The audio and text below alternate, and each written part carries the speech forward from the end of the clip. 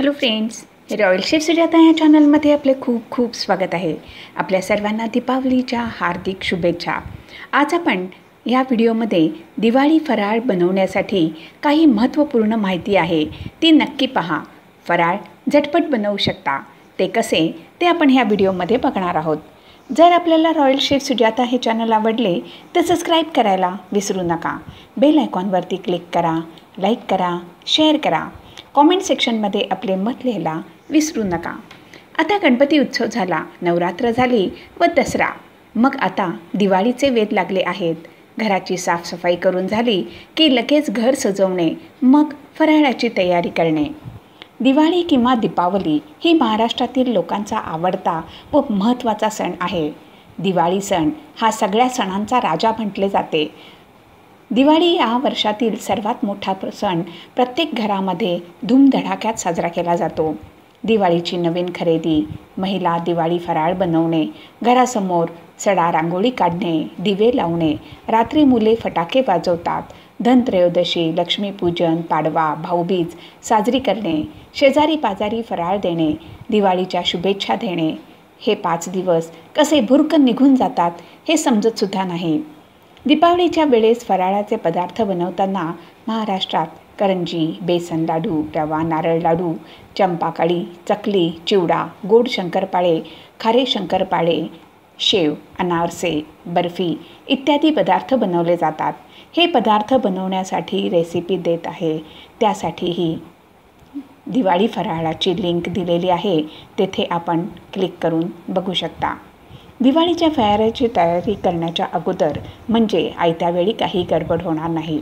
आपल्याला फराळाचे कोणते पदार्थ बनवायचे आहेत व त्यासाठी कोणकोणते जिन्नस लागणार आहेत ह्याची अगोदर यादी करावी व त्याप्रमाणे जिन्नस आणून ठेवावेत।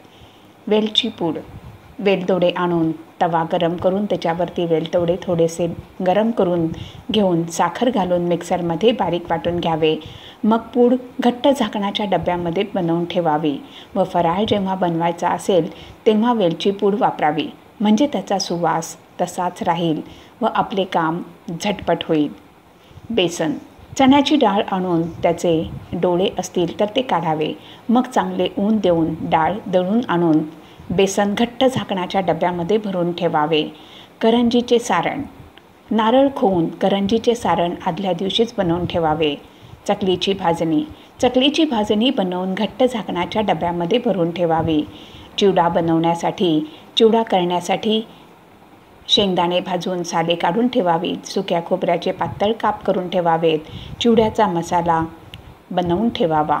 पिठी साखर, लाडू बनवण्यासाठी साखर बारीक करून ठेवावी। ड्रायफ्रूट, काजू बदामाचे पातळ काप करून ठेवावे, लाडू बनवण्यासाठी थोडेसे कुटून ठेवावेत। अनारसा, अनारसे बनवण्यासाठी अगोदरच अनारसाचे पीठ बनवून ठेवावे। पोहे, रवा, मैदा, पिठी साखर ताजी आणून मगच वापरावी।